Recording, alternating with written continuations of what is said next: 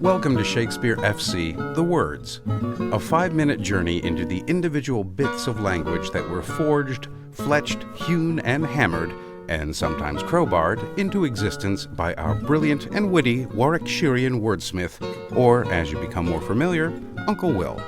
I'm your host, Kari Marshall. There are things we make, and things we mean to make. A weekly podcast, anyone? A plan sketched in the mind before it ever touches the page. A pattern guiding the hand along long before the hand admits to it. We talk about design now as something visual. Architecture, fashion, the clean lines of a well-made thing. But Uncle Will heard something else in the word. Purpose, intention, sometimes a hint of strategy. And when William reaches for design, he isn't simply describing how something looks. He's asking, what is this for? The word design, and in Love's Labour's Lost and The Rape of Lucrece, begins to take on a life of its own. In Love's Labours, we find ourselves in the court built on intention. The King of Navarre and his companions have sworn an oath to devote themselves to study, discipline, to the life of the mind. No distractions, no indulgences, and certainly no women. Which, of course, in Uncle Will's world guarantees the exact opposite. By Act 4, the carefully constructed world of reason has begun to unravel under the pressure of attraction, vanity, and base human desire. Letters are written, secrets are carried, and beneath all of it lies the question, are these men truly guided by reason, or by something they haven't quite admitted to? It is here, in the language of affection and ambition, that we hear, in the procured letter from Don Armado to the object of his affection, a design. Shall I command thy love? I may. Shall I enforce thy love? I could. Shall I entreat thy love? I will. What shalt thou exchange for rags? Robes, for tittles, titles, for thyself, me. Thus, expecting thy reply, I profane my lips on thy foot, my eyes on thy picture, and my heart on thy every part. Thine in the dearest design of industry, Don Adriano de Armado. And then in The Rape of Lucrece, the word darkens. This is no comedy of errors, but rather a tragedy of will.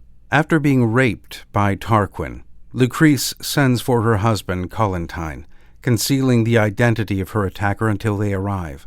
Overwhelmed by shame, yet determined to seek justice, she prepares to reveal the truth, but first demands that the assembled nobles swear to avenge her wrong.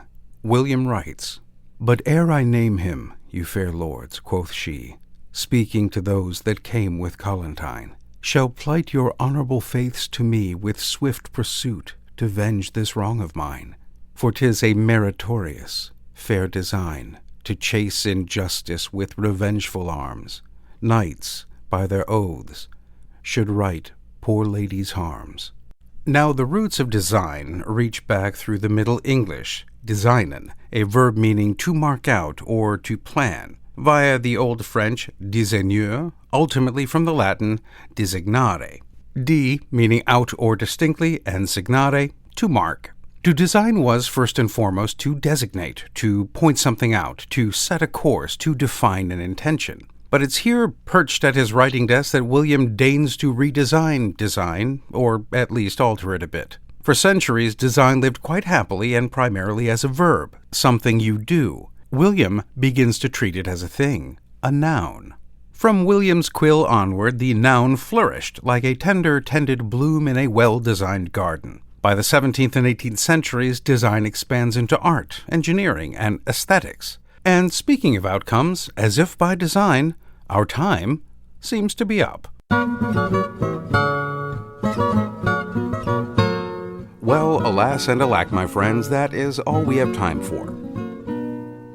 Join us again next time for another hopefully informative journey into the mind of Uncle William. I'm Kari Marshall. Farewell until next time. Shakespeare Full Circle is a production of WGTE Public Media and is sponsored in part by the generous support of the Cowie Family Charitable Trust and Michelle and Kelvin McElwain. All previous episodes are available at WGTE.org/SFC and wherever you get your podcasts.